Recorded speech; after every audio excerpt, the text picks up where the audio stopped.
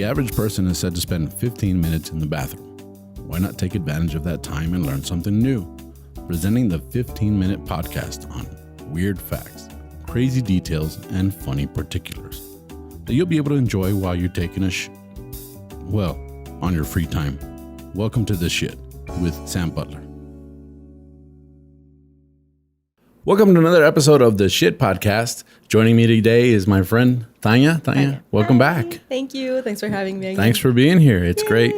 I have this episode's gonna air like next Monday, which is like the first week of Halloween. Yes, finally. Halloween of October. October, yes. Which makes you think of Halloween, right? Always. Are you a Halloween fan? Very, very big Halloween I fan. would have never guessed it.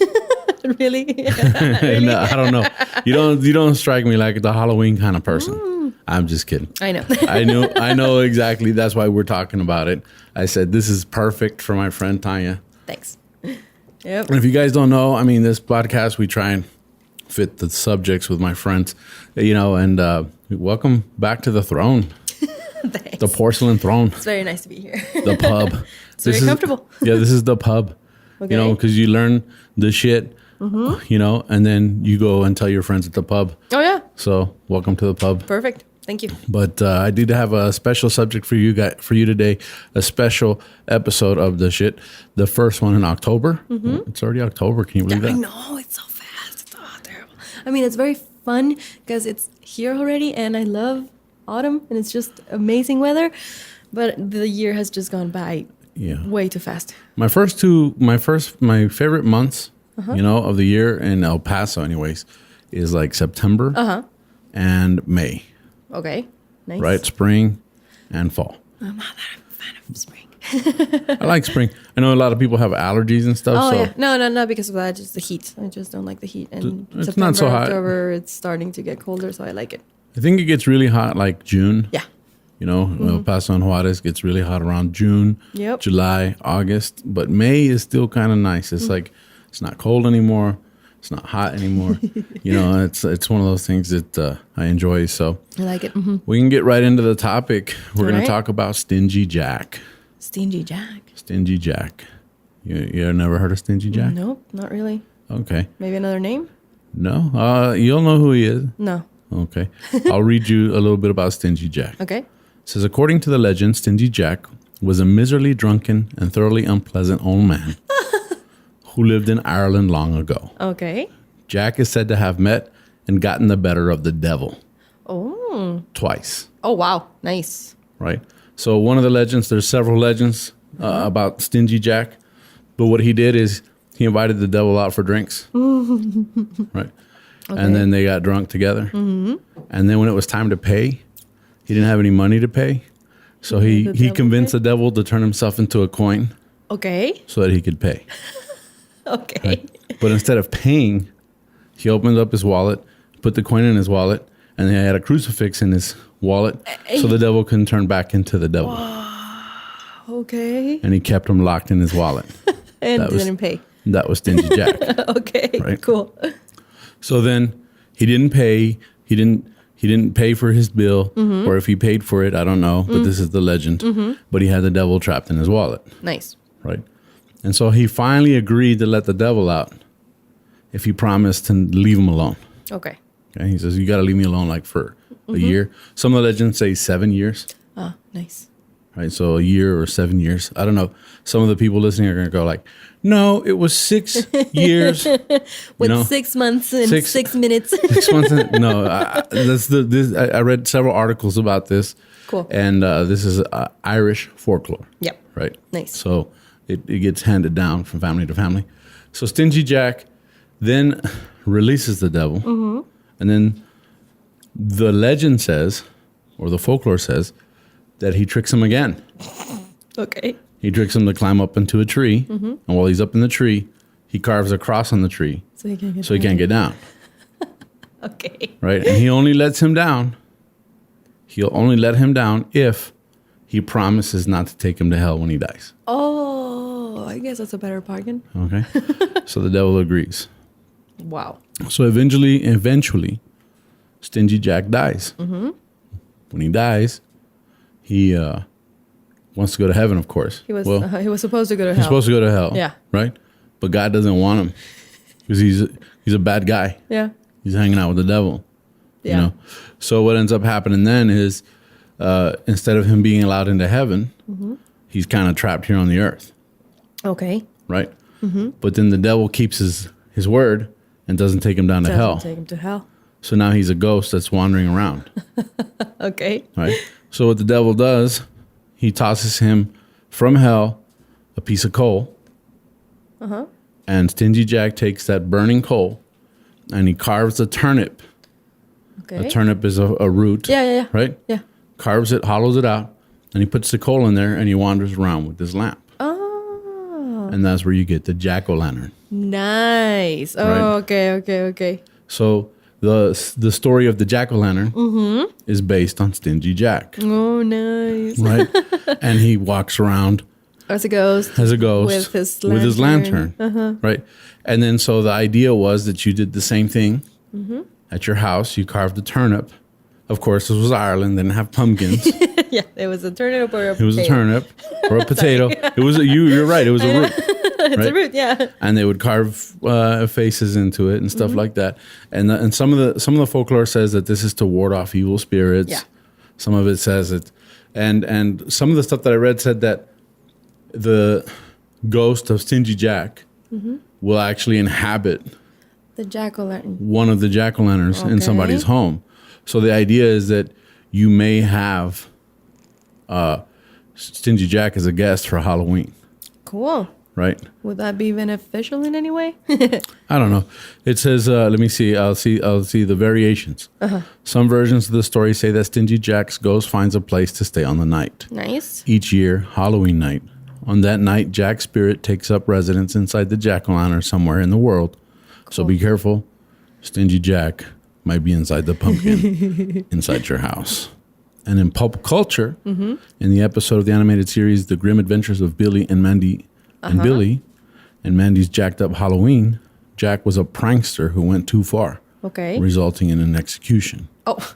Then he bargained for the immortality for the Grim Reaper and blah, blah, blah. Okay. So there's variations of this story. And of course, we know that Halloween is pranks. Yeah.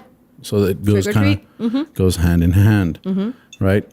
The jack-o'-lantern decoration is made of a hollowed-out vegetable, nowadays usually a pumpkin, so holding a candle. Vegetable. That's pretty cool. A similar light source. Well, when the settlers came, they didn't have a lot of turnips. Yeah. But they had pumpkins. Yep. And that's how it became the pumpkin. Right? So they say the modern jack-o'-lantern originated in Great Britain or Ireland. Okay. And it was used during the festival. And this is where it's a little weird because it's written Samhain. Like Samhain, but it's pronounced Samhain. Okay. Right? Now, they represented ghosts or his charms, which were supposed to protect their owners from evil spirits, as it's been suggested that jack-o'-lanterns originated as decorations for All Saints' Day and All Souls' Day, that they were supposed to represent souls in purgatory. Got it. Traditionally, jack-o'-lanterns in Britain and Ireland were made from turnips, or rutabagas, known as Swedes in Britain. And they're sometimes made from those vegetables today. So if you want to be like original. Yeah, like hipster. Yeah. Hipsters. Hipster it out. Hipsters are like, can I get that big turnip? Like, what's a turnip? That big thing right there. I want to make it a jack-o'-lantern. Because I want it to be a steampunk Original, jack-o'-lantern. Yeah, original. So the jack-o'-lantern in North America is larger size, means that it can be made into a more attractive lantern. And it's easier to carve. In the United States, the jack-o'-lantern gradually became associated with Halloween rather than with autumn in general. Oh, okay. So you in Ireland in olden times, you could have done it anytime. Yeah. Well, I mean, no, what it's really saying is that the pumpkin was more of a... Oh, just the vegetable. The vegetable. It was more of a fall thing. And then it became associated more with just Halloween. Halloween because you're going to carve it out. Yeah, got it. So the poem The Pumpkin by the 19th century American poet John Greenleaf Whittier, 1807 through 1892, does not mention Halloween, but it describes jack-o'-lanterns as part of childhood memories of autumn and the following one. You know, so he talks about... And he goes down and says, I'm not going to read the poem, but he says, in the following lines, and it's got all the deals. Right? So that's the origin of the actual jack-o'-lantern. Nice. Now, when I started looking into the jack-o'-lantern, it said it was a fanciful depiction of it actually started with the Samhain festival, right? And I read some stuff on that. It says, it is the name given to the festival which Celtic peoples in the areas which are known as Ireland, Great Britain, and France celebrated in October and early November. The combination of Samhain celebrations with elements taken from other festivals appear to have given rise to the modern-day Halloween. Cool. Right? Okay. And I don't know how to pronounce this. It's Oich de Samhain, or Samhaina.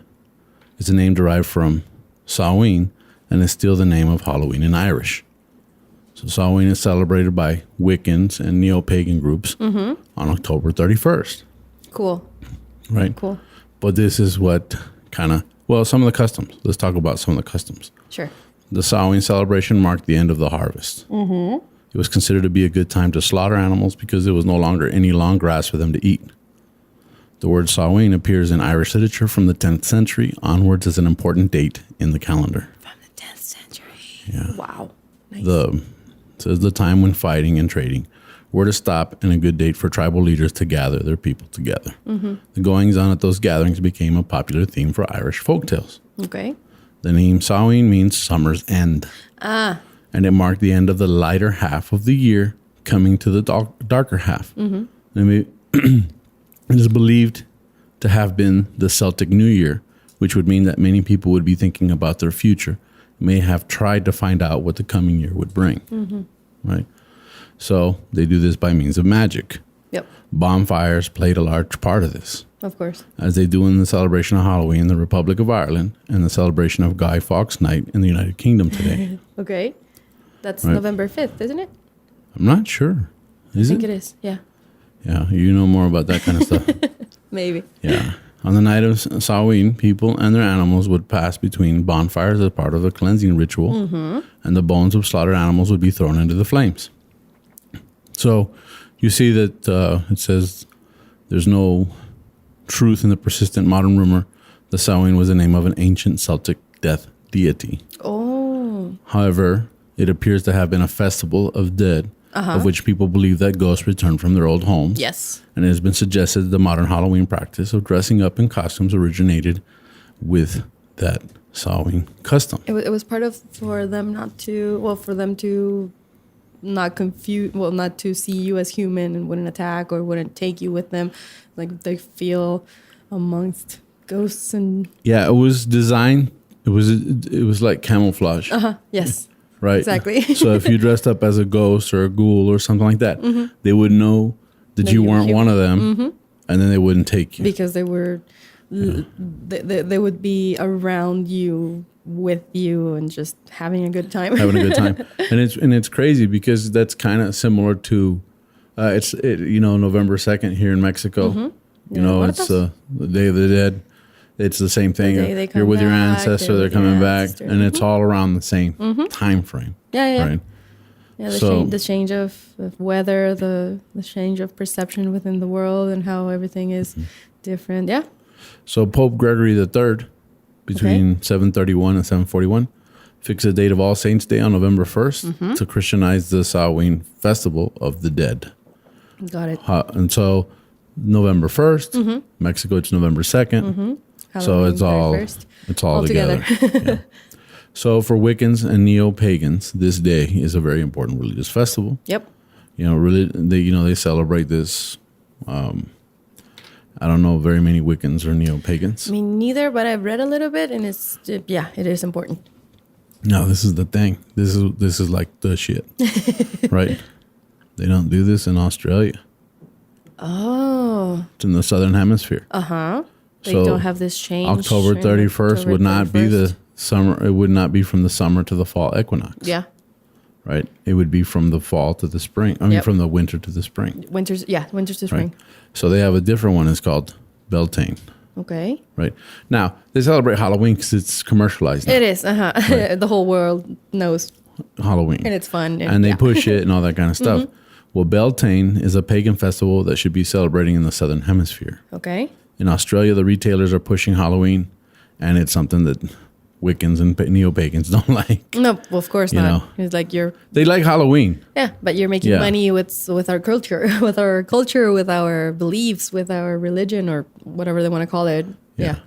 So how do you pronounce Beltane? It's Beltane. I looked at the pronunciation. Okay. And it's a fire festival that celebrates fertility, Also bringing fire. balance between male and female energies in the planet. In the spring, it's fertility, new ideas, projects, life. It's about growth. It would be our Easter. And Correct. Yeah. Marriage as a couple and all that kind of stuff. So if you live in the Southern Hemisphere, it's Beltane. It's Beltane. If you live in the Northern Hemisphere, it's Halloween. Samhain. Nice. Samhain.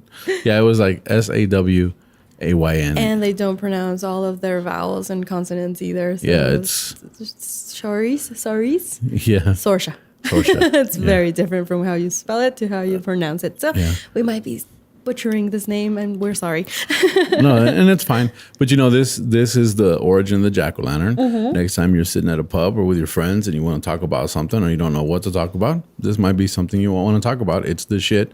And that's the end of our podcast. So thank you for joining me today on the shit. I always learn something new. Yeah. And I read a lot of it because there's a lot to know. But with that being said, that's the end of our podcast. Where can people find you, Tania? I'm in Instagram as Gimme Coffee. Just go ahead and look at my nails. Yeah, that's all she posts is nails. So go ahead and follow her. Gimme Coffee on Instagram. Yeah. Twitter. Facebook. No, that's just Instagram. Okay, Instagram. That's it. You can find me as Tu Amigo Sam. That's TU Amigo Sam on Instagram, Facebook, Twitter. And our podcast is Sta Cagado Podcast on Instagram. Please like and subscribe. I keep forgetting to say that. Like, I'm not even used to it. It's like, like and subscribe. But you know what? If you like and subscribe, that helps us out a lot. So thank you very much. And with that being said, y'all have a good October and have fun out there.